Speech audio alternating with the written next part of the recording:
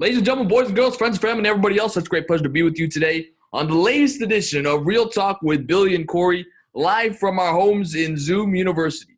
Hello, everybody. Thank you so much for joining us. I'm Hot Take Billy Parvatam on hand, joined by my podcast partner, Uncle Cornelius Michael. Some people call him Cory Van Dyke. Cory, it's great to be back with you for the latest edition of Real Talk. Yeah, it's great to be back, and of course, great to be a sports fan, especially as baseball fans, especially entering the World Series here. Dodgers and Rays, really looking forward to kind of diving into that matchup. And, of course, we'll get into this more as the podcast progresses. But, Cory, both before the season started and before the playoffs started, correctly predicted that the Dodgers and the Rays would face off in the World Series. And here we are, Game 1 tonight at 8 p.m. Eastern. Those two teams will face off in the World Series. But also today, we are pleased to be joined by a special guest, none other than Matt Atkins. Matt is a alum of Virginia Tech, graduated along with me in the class of 2019. He's currently a producer for MLB Network Radio. Zooming in from Richmond, Virginia, he's a big baseball fan. In fact, he runs his own podcast, The Foul Ball Area. I've had Matt on before, and I've said this to him, that anytime I need to know baseball, anytime I need to talk baseball, Matt's one of my go-to guys. So, Matt, thank you so much for joining us. Yeah, I appreciate it. Good to be with you guys. I'm ready to talk about the World Series and ready to watch it tonight. I'm really looking forward to it. Think it should be a good matchup. So let's get right to it. Despite COVID and the pandemic that shook up the baseball season, we've been able, I think, to everyone's delight, get to the World Series. We didn't know if this was even going to be a thing back in March, but here we are. We've got the two number one seeds after a 60-game regular season and expanded playoff format.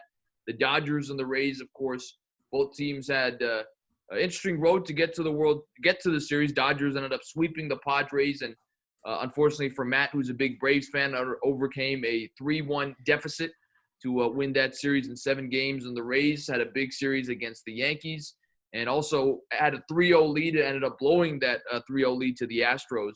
Ended up winning Game 7 thanks to a great start by Charlie Morton. But before we get specifically to the World Series, guys, what did you think of the overall postseason with this expanded format? Cory, I'll start with you first. Yeah, I mean, I think it had its positives and negatives. There's the obvious negatives of just teams in the postseason that didn't deserve to be in there. You look at like the Milwaukee Brewers in that first round; they stood no chance against the Dodgers. You look at another team like even the Reds and how pathetic their offense was in a team that made the postseason and stuff like that. So I think with the expanded playoffs, you got teams like that were in it that you can look at and say, did they really even deserve to have a postseason appearance? The Blue Jays, even, you could say about them as well against the Rays in that first round. Teams in it that, you look at them and say, man, should they have even been in? You could even make that argument too for, the Astros in the regular season that they had. They were under 500 and, we're still the number 6 seed in there and went on a deep run before losing in Game 7. So that's maybe a positive of it. A team like that didn't have the best performing regular season was able to kind of show the strength of their team in the postseason. I did kind of like the little 3-game series in the beginning, the ones that were more competitive. I think definitely had, for me, I love watching baseball and some of those Game 3s that we saw. Love watching tight baseball and then winner go home games and some of those Game 3s that we saw and just kind of moving forward. I'm not going to complain about more baseball most of the time. So did enjoy that. So yeah, there was certainly positives and negatives that could kind of be brought up with the expanded playoffs. Matt, what's your thoughts on that? And do you think the fact that we had the two number one seeds, despite a 60-game season, despite an expanded playoff format, end up meeting in the World Series, do you think that ends up legitimizing this year's postseason a little bit more? Yeah, I think it's, you think about it, it's surprising that in a season where it's the biggest playoffs in terms of the number of teams that MLB's ever had, the two number one seeds still end up making the postseason. So it shows that I think they really are the two best teams this season. I did enjoy the postseason, and I'm going to say, I wasn't a fan of it at first because I kind of think that it devalues the regular season a little bit when you have so many teams making the playoffs. It's like, what did you even play the regular season for if this many teams can advance to the postseason? But it was very exciting. In the first round, the wild card series, those 3 straight games on consecutive days, it was very exciting. It almost felt like it was March Madness, but with baseball. Those first couple of days where there were 8 games every day, just watching baseball starting at noon and going until midnight each day. It was a really fun time that week. I really enjoyed that. But I don't want to see this going forward, because like I said, I just really think it does devalue the meaning of the regular season when you have so many teams. And like Corey said, the Astros, they were under 500, even though they advanced all the way to the ALCS and to game 7 of the ALCS. They finished the regular season under 500. So I don't want to see the expanded playoffs going forward, but I'm sure we're going to see something similar. I agree with you, Matt. I think that given this season, everything going on with the pandemic, it was appropriate for baseball to expand the postseason format, and we did see a lot of exciting games. But going forward, I hope that they revert back to, quote unquote, the normal format where you have a couple teams, the division winners, and then a couple wild card teams make it keep the field short. And I do like the fact that at least for the postseason, they went back to no runner at second base. You know, you actually play out the game until someone wins. We saw that a few times. So I did like some of the changes we saw in this particular postseason, but hopefully going forward, we will kind of go back to normal, is my hope. But let's talk specifically about the championship series for each league. We had the Rays and the Astros, which was an exciting. In fact, the Astros went down 3-0, ended up coming back to tie the series at 3-3, first time since the 2004 Red Sox that happened. Unfortunately for them, they did not end up winning the series as the Rays won Game 7. And then on the other side, unfortunately, again for Matt, Braves go up 3-1 on the Dodgers, and then LA wins the final 3 games to win the series. It's actually kind of funny, Matt. I'm not sure if you knew this, but me and Corey predicted one half of the ALCS. I think Corey had the Rays making it to the ALCS. Well, of course he did, because he picked them to win the World Series. And then I had the Astros against the Yankees in the ALCS. So we had both of those teams meeting up, one half of them at least. And then I had the Dodgers and Braves before the playoffs started making the NLCS. But Matt, we'll go to you first. What were your thoughts on both of those championship league series? Of course, both very exciting, going to 7 games. Yeah, they were both very exciting series. I didn't get to watch the Rays-Astros series as much as I would have liked, because it was on the same time as the Braves, and I'm a big Braves fan, so I was paying attention to that series more. But what I did see, they were both really exciting. Randy Arozarena, I mean, he is just the most exciting player in baseball right now. I feel like that title has gone to a couple of different players throughout this season, but right now he is the most exciting player, must watch every time he comes up to the plate. I mean, 7 home runs in the ALCS, or 4 home runs in the ALCS, 7 in the whole postseason so far. He is on fire. He's great to watch. The NLCS, it was actually a really exciting series. I did enjoy it. As a Braves fan, I was feeling really confident when they went up 2-0. I knew the next game would be tough without a really good quality starting pitcher. Of course, they used Max Fried and Ian Anderson in games 1 and 2. Kyle Wright came out in game 3 and didn't do well at all. And then game 4, they looked great. And I was like, all right, we're up 3-1. I think they can put this thing away now in the next game. And they just made a couple of mistakes throughout the rest of the series, some base running mistakes. I think it was game 5. The Braves had runners on second and third and a fly ball to right field. Mookie Betts made the catch, and Marcell Ozuna was at third base, didn't tag up and went home, was called safe, but then they reviewed the play, saw that he didn't tag up, and he was called out. That ended the inning. I think the momentum really shifted there to the Dodgers. And then game 7, a base running error where I think it was Dansby Swanson got caught in a rundown heading home, got tagged out, and then Austin Riley got tagged out heading to third. So that was another big base running mistake. They really shifted the momentum back to the Dodgers. But game 7 was a very exciting game. It was really close, ended up just being a 1-run game. The big home run by Cody Bellinger. If you're a Dodgers fan, or if you were just a baseball fan, didn't have a dog in the fight, I can see how that home run would have been a really exciting moment. But as a Braves fan, that was just a crushing moment for me. But a great series throughout all 7 games. And, of course, Mookie Betts, too, a little bit of unlucky for Braves fans, too. Mookie Betts ends up robbing Freddie Freeman of a home run that could have made a difference there at the end. Corey, what were your thoughts on both series? And, you look at particularly the American League. I mean, how about the Astros coming back down 3-0 to force a Game 7, something we haven't seen since 2004? Yeah, and I mean, obviously, I was rooting for the Rays. I enjoy watching them. I think they remind me a lot of the Giants teams that won the World Series, just quality pitching, timely hits, and stuff like that. So I've really enjoyed watching them. But when the Astros came back and tied it at 3-3, I thought for sure they would go and win that Game 7, carry that momentum. But kind of like you mentioned at the top of the show, Charlie Morton.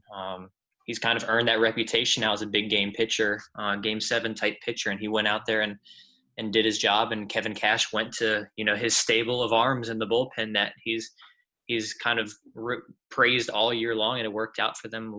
Got a little shaky there at the end, but it was just impressive to watch that Rays team, a team that's, we've talked about a 28th in payroll. They don't have these huge names, these huge contracts, and Charlie Morton is maybe even the exception. I think they signed him to a pretty lengthy or a pretty good sized deal this offseason, whereas the majority of their guys are kind of homegrown guys, and he was the one that ended up getting it done for them.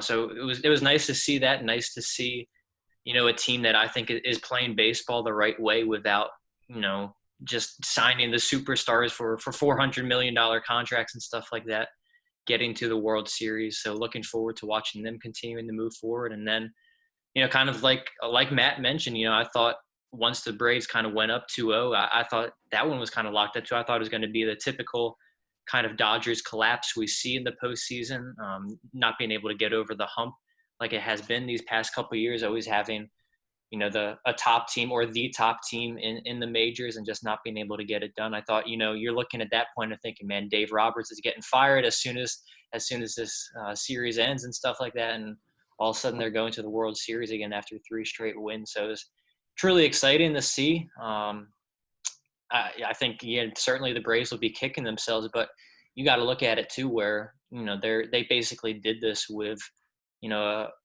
a pitching rotation that they kind of just pieced together throughout the year of calling guys up and stuff like that, having their ace Soroka go down at the beginning of the year and having guys like Cole Hamels not being able to come through and Felix Hernandez opting out and all sorts of different things. So, I think Matt can probably agree with that the future is certainly bright for them in the NL and moving forward, especially with that rotation of young guys all under 23, 24 years old. So they'll certainly be a team to watch going forward. But I think, like you said, these are the top 2 teams in the regular season. And it'll be exciting to watch them kind of face off in a kind of contrasting style of plays even, I feel like. Matt, one more question to you about the Braves. Obviously, you are a big fan. Taking your bias into account or maybe taking it out of account, what do you think are the Braves' chances to make it back to the World Series or try to make a run at the World Series rather next year? And if so, what are a couple moves they need to make in order to really get them over the hump past the Dodgers and other teams into the World Series? Yeah, I think they really are built for future success for years to come. They have Ronald Acuna Jr. and Ozzie Albies are 2 of their biggest young stars. They're both under contract for the next decade. They have the young pitchers like Max Fried and Ian Anderson.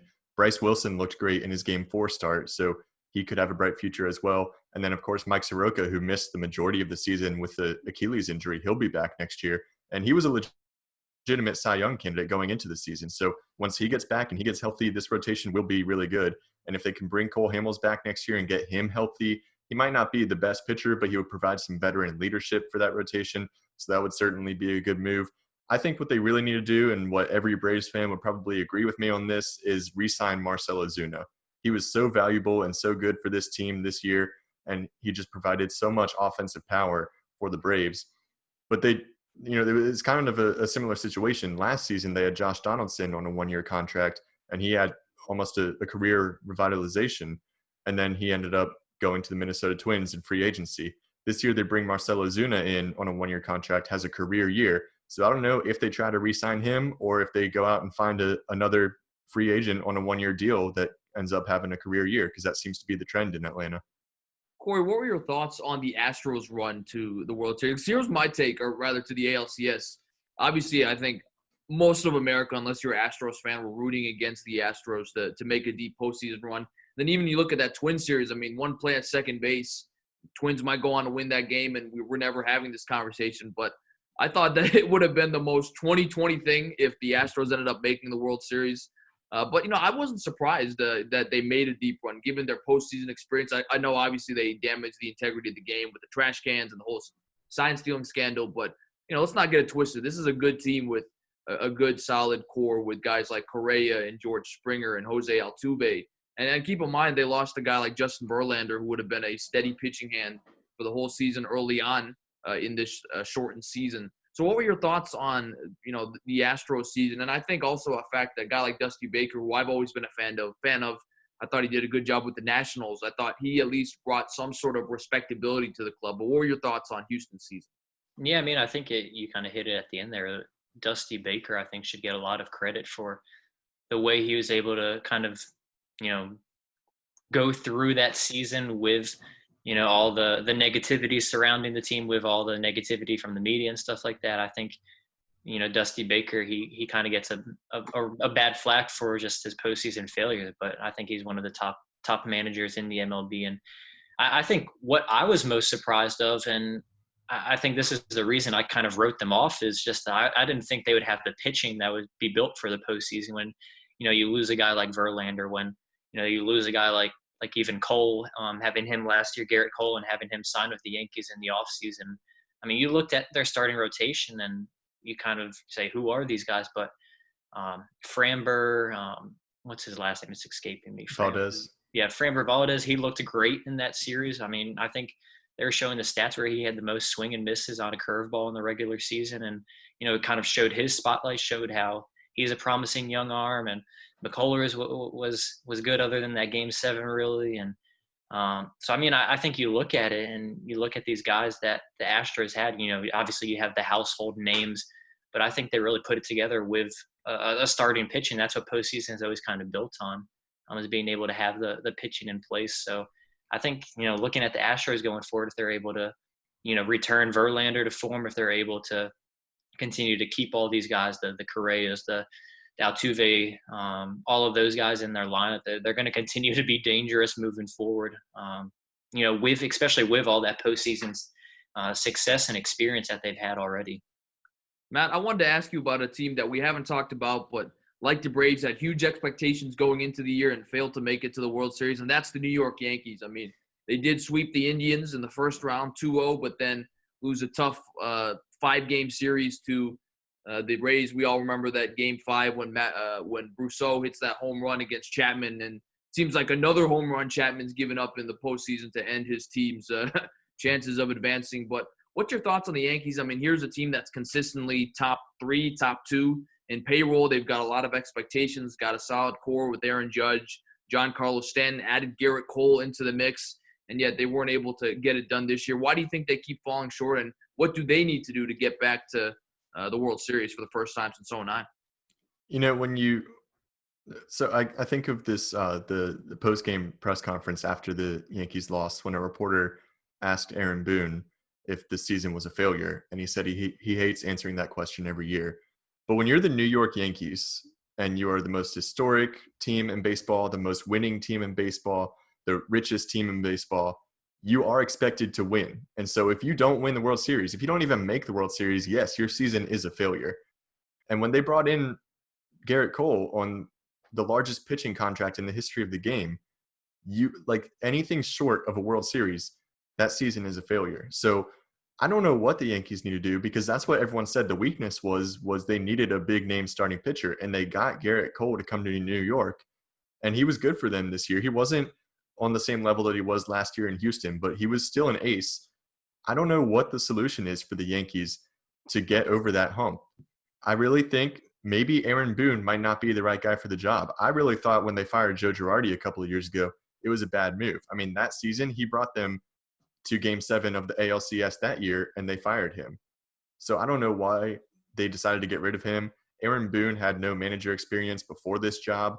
Honestly, when they fired Girardi and they were looking for a new manager, I thought Don Mattingly would have been a great choice. He has the experience. He played in New York. He would be a great candidate for the Yankees manager position. They went with Aaron Boone, a guy that had no experience prior to this job.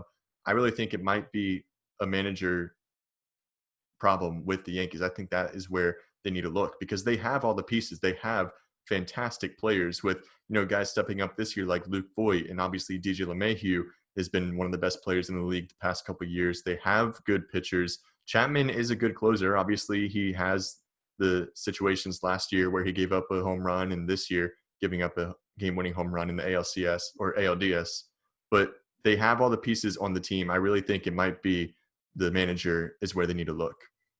In fairness to Chapman, last year's home run to Altuve, I think he probably knew the pitch before it was coming. But I definitely agree with you. I don't think that's been brought up enough, Aaron Boone's lack of experience. One guy I would like to throw out there, Buck Showalter. I'm sure you guys heard him as an analyst on an MLB network during the playoffs. I mean, he's just one of the smartest guys in baseball. I actually managed in New York back in the early 90s before they won those World Series in the late 90s.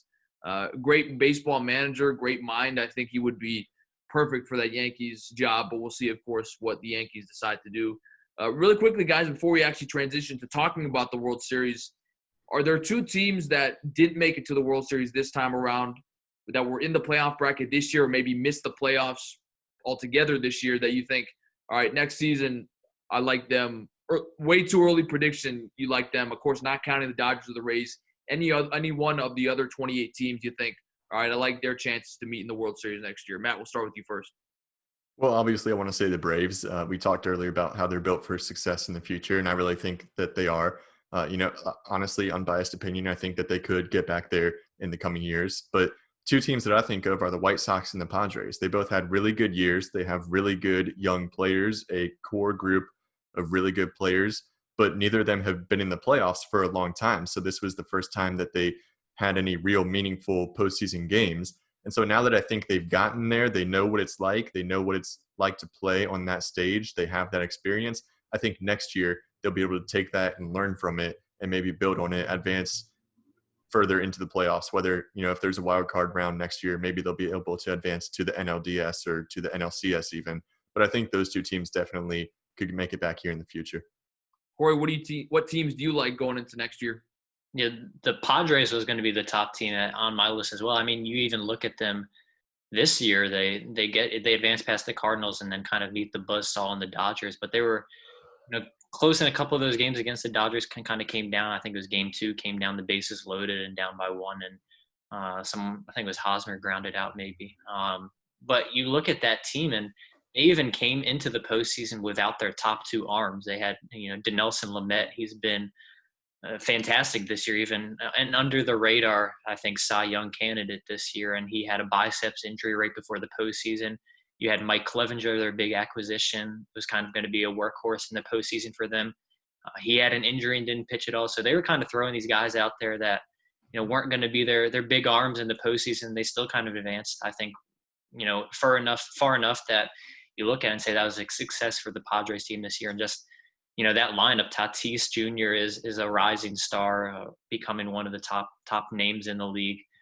Pair that with Machado and just some of the other guys they have up in that system. I think that's going to be the team to watch in the NL. And I mean, I think Matt kind of hit on the head with the White Sox are kind of that team on the other side in the AL. But I think you can't not say the Yankees after what they've done and all the pieces they have in place. It would just be another disappointment if they don't make it to the World Series, and I'm sure they'll spend on maybe another arm, maybe another bullpen piece this offseason. They'll try to kind of even bulk up that team even more.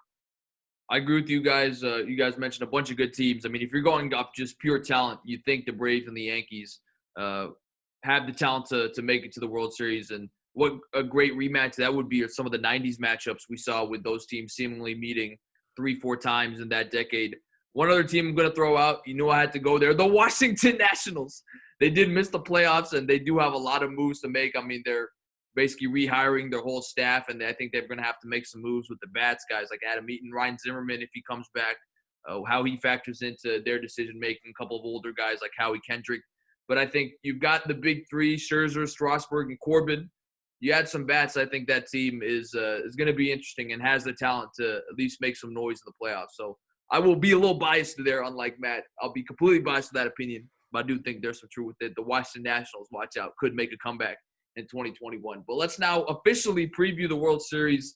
Again, Game 1 is tonight. And another thing, fellas, that I like about this setup, it is played, by the way, at a neutral site in Arlington, Texas. But we basically have, I think, 7 straight games, or there might be an off day or 2 sprinkled in there. But really not too much time for travel days.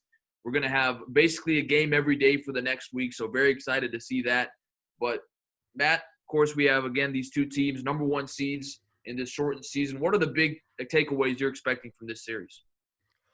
Big things that I'm looking for in this series are, of course, watching Randy Rosarina, seeing if he can continue his hot streak. Like I said, 4 home runs in the ALCS, 7 home runs in the entire postseason. That's a rookie for a record for a rookie player in MLB in the postseason. And then on the other side, Clayton Kershaw, watching him, and of course he gets the start in Game 1. He has this narrative around him that he chokes in the postseason, that he's not a good postseason pitcher. I don't think it's completely true. I think a lot of that criticism is undeserved. So I'm really looking for him to come out with a strong start in game one. If it ends up going longer and he gets another start later in the series, look for him to have another good start there. I really like Clayton Kershaw. I don't like the Dodgers right now, but Clayton Kershaw is an all-time great pitcher, future Hall of Famer, and I really want him to kind of silence the haters and have a couple of good starts in this series.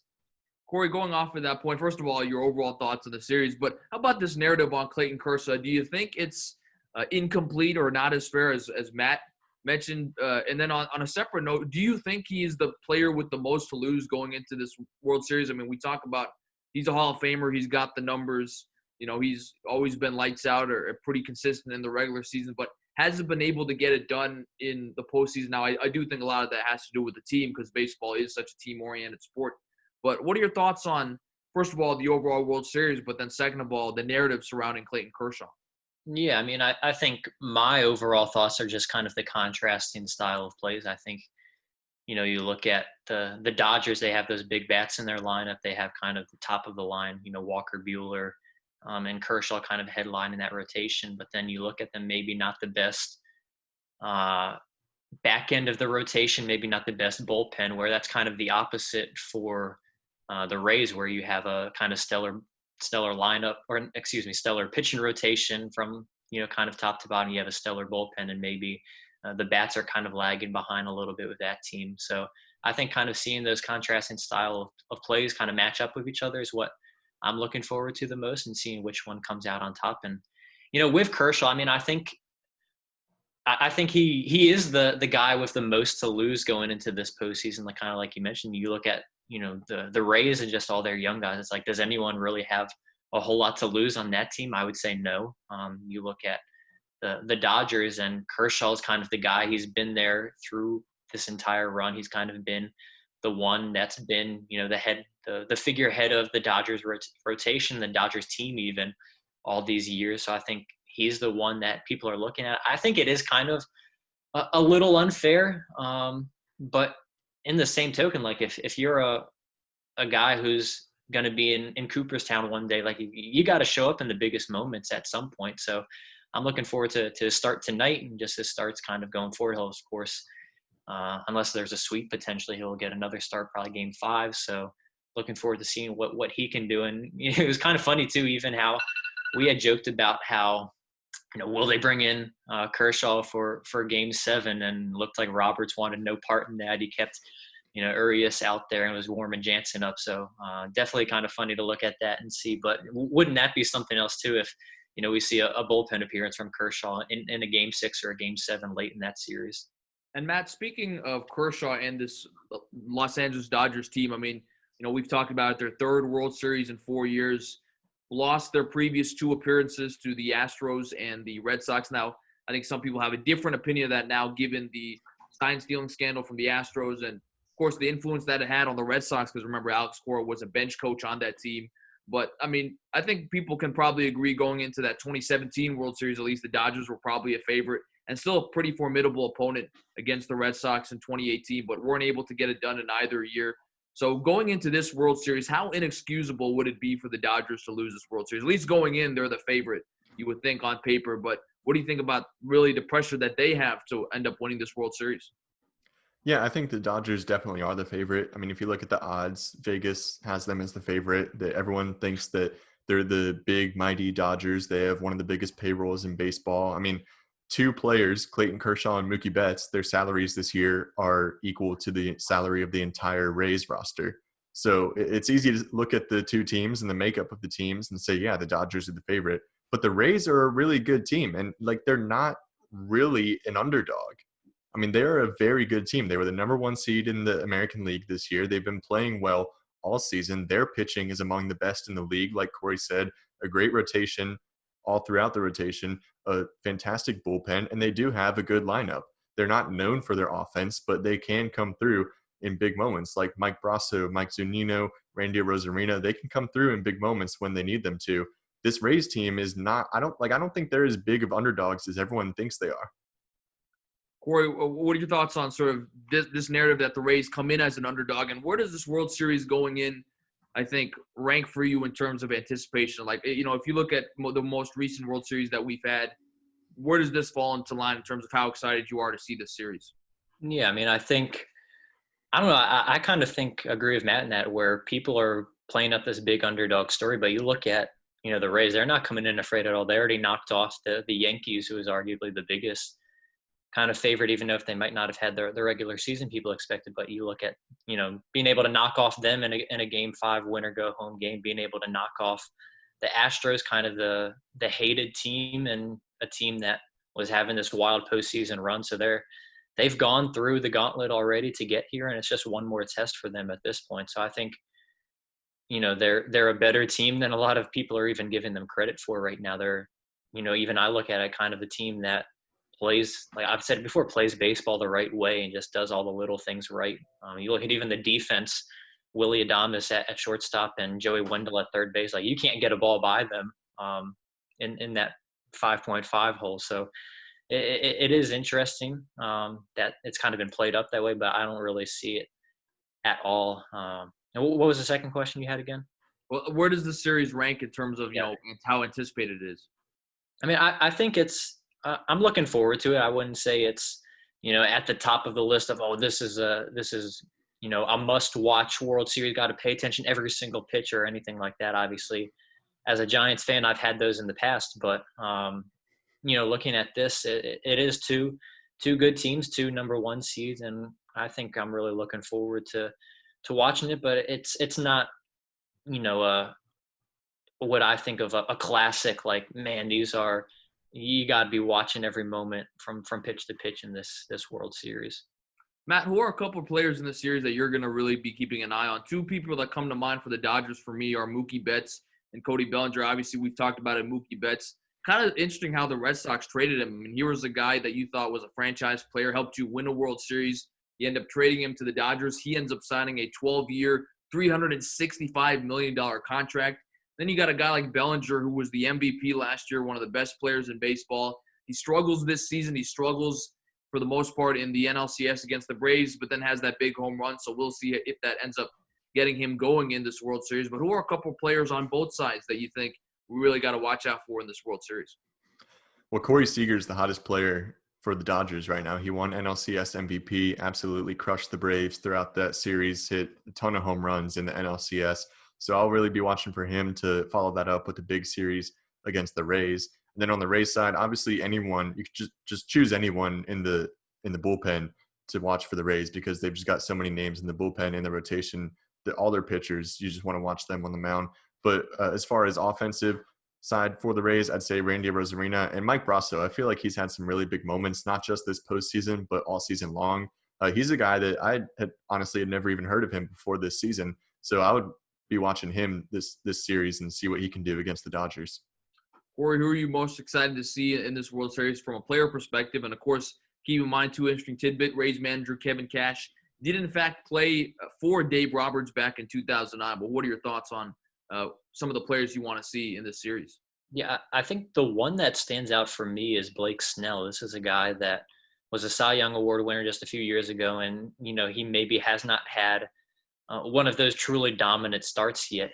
He even had the ball in Game 6, and Cash kind of took him out early, and Snell was rightfully kind of upset with that decision. You could kind of see him cussing on the way out and stuff like that. So I'm really looking forward to seeing if he can piece together one of the dominant starts that we've become accustomed to with Blake Snell. If he has one of those starts where just his fastball slider changeup combination is really working. He's getting the start in Game 2, and then we'll likely, if that game goes to Game 6 or 7, we'll get a start in one of those as well. So he's the guy on the Rays side. And then I think on, I like pitching, so I'm going to stay on that side as well. I think Walker Buehler, the guy for the Dodgers, he's become the ace of this staff. It's been Kershaw for so long, but I think any true baseball fan can see Walker Buehler has the best stuff on that staff. He has the best arsenal of pitches. And, he too, he had a great start, obviously, in that Game 6 against the Braves. But he really hasn't had a true, like, postseason moment yet. He really hasn't had a true moment where you look at it and say, like, that's what we'll remember Walker Buehler from. So I'm wanting to see if either of those guys can kind of provide a moment like that where, man, like, we can be talking about them years later because of that start or something like that. 2 other guys I want to throw out there before we move on. Kenley Jansen, I mean, he's a guy, too, you talk about Kershaw. He's been around for, really all of these Dodgers runs. And we remember a few years ago where he was maybe the most feared closer in baseball. That doesn't seem to be the case anymore. It seems like he's taken a step back. And, people remember that 2017 series against the Astros. He had a couple of blown saves, a couple of missed opportunities in the ninth inning. So it'll be interesting to see if he gets into that save type of situation, whether or not he's able to close the deal. And then how about Will Smith? I mean, here's a young catcher who I think has had some big hits for the Dodgers. Everyone remembers the Will Smith versus Will Smith showdown in Game 5 that maybe you could arguably turn the series around with that go-ahead home run, gave the Dodgers a 4-2 lead. They never looked back in the series. So I think those are two guys who are likely to play a prominent role, and we'll see if they're able to come forward with a big performance. But now let's put our money where our mouth is, guys. Predict the series again. Game 1 is tonight. All very excited to see this matchup between the two number 1 seeds this season. Cory, we'll start with you first. What are you thinking? I mean, I can't. Give me the games and a potential World Series MVP as well. Gotcha. Yeah. I mean, I can't.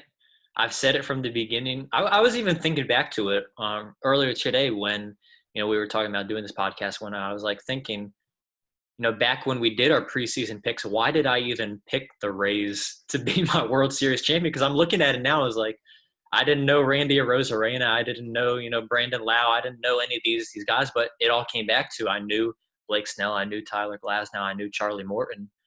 So I think that's the reason why I'm going to continue to pick the Rays, and that's why I picked them beginning of the season. That's why I'm going to pick them now, and I'm taking the Tampa Bay Rays. I'm even going to shock you with this. I'm taking the Rays in 5. I think the Rays get it done in 5 games. If not, I think the Dodgers win it in 7. But I'm going to say the Rays in 5.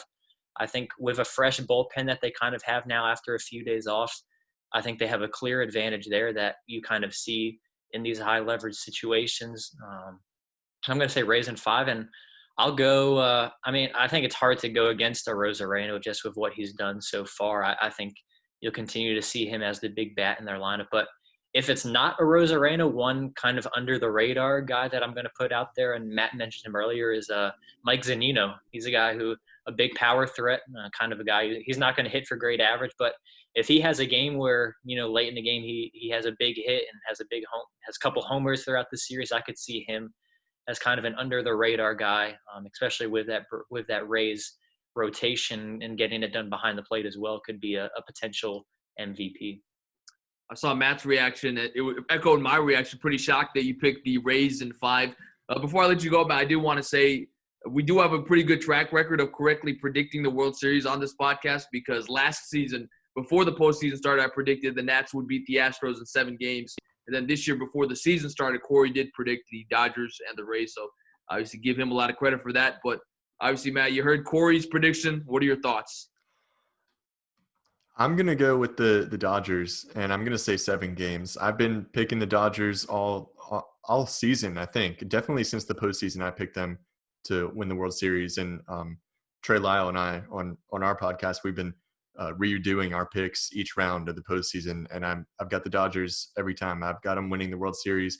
I think that these two teams are so evenly matched that there's no way it can't go 7 games. I think it's going to be a really exciting series, really fun to watch. Hopefully back and forth with each team winning the games, and I hope it goes 7 games. And if the Dodgers win, I think it's going to be Cody Bellinger that ends up winning the World Series MVP. Just that big home run that you had in Game 7 of the NLCS, I think that momentum is going to carry over to tonight and probably throughout the rest of the series. Bellinger is a great player. Obviously MVP last season in the National League, didn't have a great regular season this year, but he's stepped up at times in the postseason so far. I'm going to agree with Matt. Initially, I said Dodgers in 6, but I thought about the great pitching rotation they've got with Tyler Glasnow and Blake Snell and Charlie Morton, who I think is one of the most underrated pitchers in the game. So I was going to say 6, but I will now say Dodgers in 7. I think that they've got the bats to get it done. And I think the Dodgers, too, with guys like Kershaw and Walker Buehler can put up formidable pitching performances to make it interesting as terms of a pitching duel. And I will go with Clayton Kershaw to be my World Series MVP. I think it's tailor-made for him, guys. If he goes out there and gives a couple of really stellar outings, great starts, I just don't see how you don't give it to him. I mean, Obviously, if a guy like Bellinger goes off offensively, you'll probably have a better argument there. But I think it's tailor-made for Clayton Kershaw to get it done this year. And I personally am rooting for him to win a World Series and silence the haters. So there you have it, our official Real Talk prediction. Cory sticking with the pick he's had all season long, Rays over Dodgers in 5. And then me and Matt have the Dodgers in 7 games. So we will see what happens. And, of course, we're all very excited to see the World Series start Game 1 tonight at 8 Eastern. Before we close off for this podcast, I did kind of allude to it earlier, but I wanted to come back to it a little bit and talk about some of the great World Series we've seen. And you can take this question however you want, whether it's, in terms of the stakes, maybe history played a factor into the World Series, or you talk about the pure great games that happen in the World Series. What do you guys think of when you think about great World Series that, you guys have seen recently, in the past decade, 15 years? Matt, what World Series come to mind for you? The first one that comes to mind is 2011 World Series, Rangers and Cardinals, and Game 6 when David Freese hit the walk-off home run for the Cardinals, the great call by Joe Buck, who I know baseball fans have all kinds of opinions about Joe Buck, but that was a great call in the booth by him. A great game by the Cardinals to force Game 7, and then they ended up winning the series in Game 7 over the Rangers. That's probably the first one that comes to my mind. Last year's World Series was good. It was a historic one in the fact that the home team didn't win any games. It was always the away team that won each game throughout the series. And even though I'm not a Nationals fan at all, obviously rivalry with the Braves there. It was a cool series. It was fun to watch. I was living in DC at the time, so I went down to the area around the ballpark and watched Game 1 at one of the bars out there. A bunch of Nationals fans there. It was just cool to see the environment there and how much Nationals fans do love their team. So last year was a fun one to watch, but 2011 World Series where the Cardinals with the walk-off home run in Game 6, it was just a really exciting game. Cory, how about you? A couple great World Series chosen by Matt.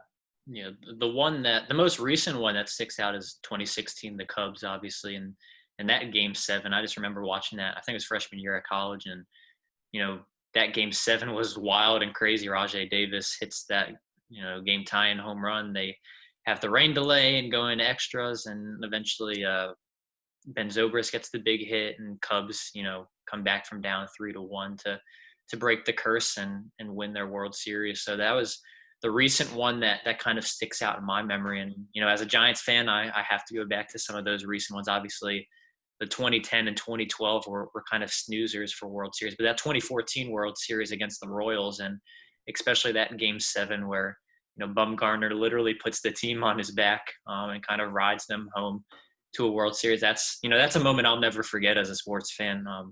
I'll always remember watching that in the living room and freaking out when Alex Gordon almost has that inside the park home run in there. And just as a sports fan and watching your team in a championship in a Game 7, there's not many moments like that where it's a roller coaster of emotion. So that's the one personally as a sports fan that kind of sticks out the most to me.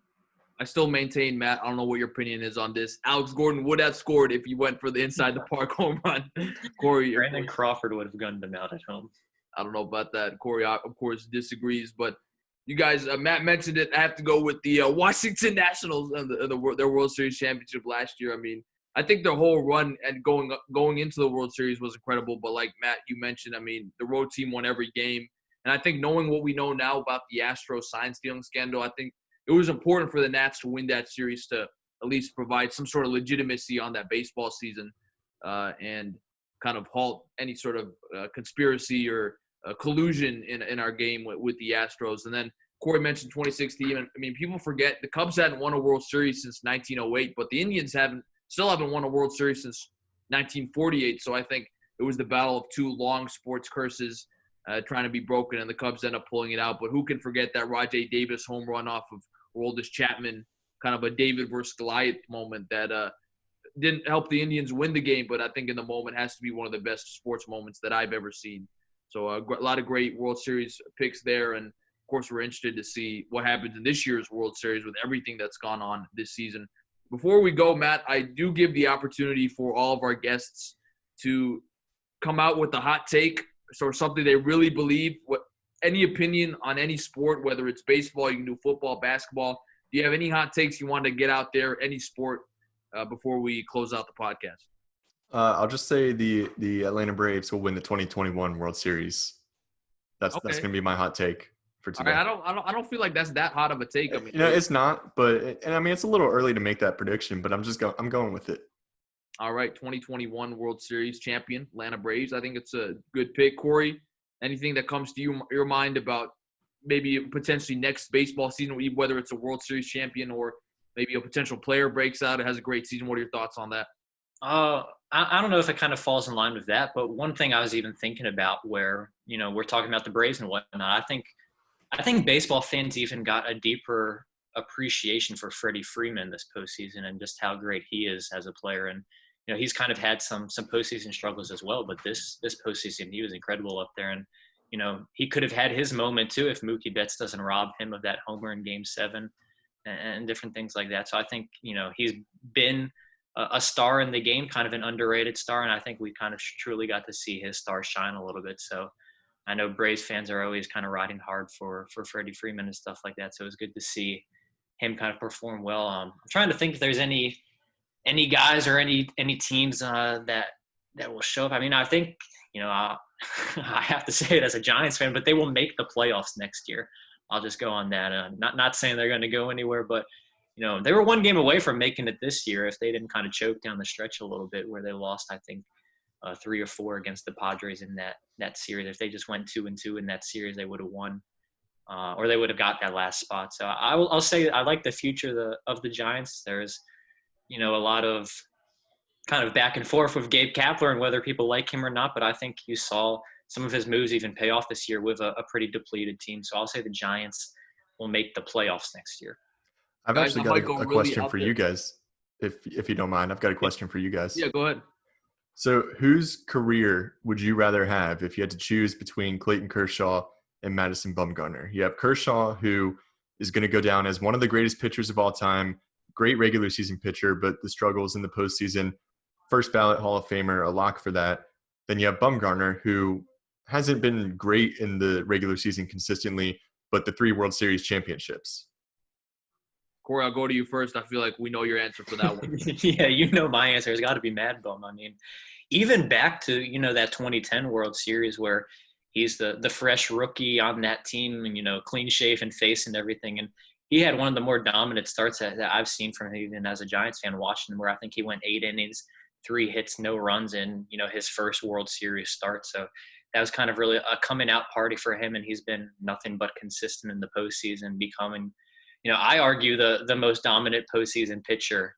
You look at just what he's done, and he's able to just elevate his game to another level. And I've talked about it. That Game 7 performance will go down in MLB history. I feel like just the way that he dominated that series, where he single-handedly won 3 of those games for the Giants in that World Series. Like, he was the guy carrying them. So I think playoffs are where it kind of matters, and that's even kind of the Jordan versus MJ debate is kind of, with rings and with stuff like that. So I think, I've always been a proponent of you got to show up when it matters most, and Mad Bum has done that consistently over his time in the majors.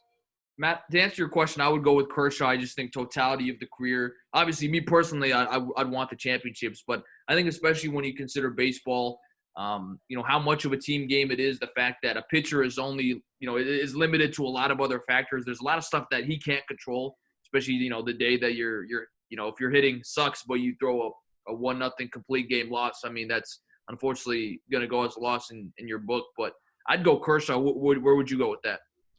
I think it's tough because I really value winning also. I would really want to win a World Series championship. But when you look at Clayton Kershaw, I think by the time he finishes his career, he could maybe be a top 10 pitcher of all time. He is one of the greats, first ballot Hall of Famer. And so I think when you're that level of all-time players, I think I would choose that over winning the championships. And certainly if he wins the World Series this year, at least he'll finally have that on his resume. I did want to really quickly give you guys my hot take for next season.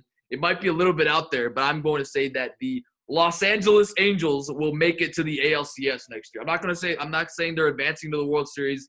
I'm not saying they're going to be some crazy great team, but I think that they will make it to the ALCS next year. I just think with Joe Madden as their manager, one of the best managers in baseball, you got to think with another year under his belt, he's going to help to improve the culture.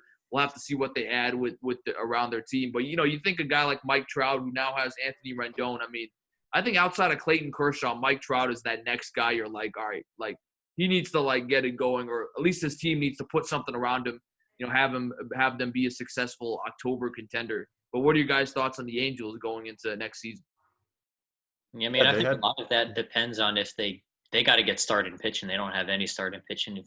I think the biggest target will be Trevor Bauer. You even see him kind of tweeting at different teams and kind of tweeting his pitch to different teams. So I think he's going to be the biggest offseason signing, I feel like, and whoever he kind of ends up with could have a huge advantage. Maybe even a team we haven't talked about. So I think, he went to UCLA, he's from that area. So I mean, if he goes to the Angels, that would certainly give them a huge boost going forward. Yeah, the Angels didn't have a bad season this year. I mean, they came close to making a postseason appearance. Of course, it was an expanded postseason, so it wasn't too hard to come close. But I think they definitely could succeed in the future. Joe Maddon is a great manager. Mike Trout's the best player in baseball. Anthony Rendon is a great player as well. And Corey's right. It is the pitching. That's what they need to get this team to the next level. A great discussion on baseball, guys. Matt, thanks so much for joining us. I know you're a big baseball fan, and we certainly enjoyed having your expertise on the podcast. Yeah, thanks for having me, guys. I enjoyed it. I'm looking forward to this World Series, and I'm picking the Dodgers, but I hope the Rays win it. Yes, sir. So, again, to recap, Corey's got the Rays. Me and Matt got the Dodgers. Game 1 is tonight at 8 Eastern. Then we've got Game 2 on Tuesday. They will have an off day, actually, on Thursday, followed by Game 3 on Friday, Game 4 on Saturday. And, of course, if necessary, the series will continue from there. But thank you guys again so much for joining the latest edition of Real Talk with Billy and Cory. For our special guest, Matt Atkins, for my broadcast partner, Uncle Cornelius, Corey Van Dyke. I am Hot Take Billy Parvatam on hand. We say so long to you for just a while. We'll see you next time. Love you 3000.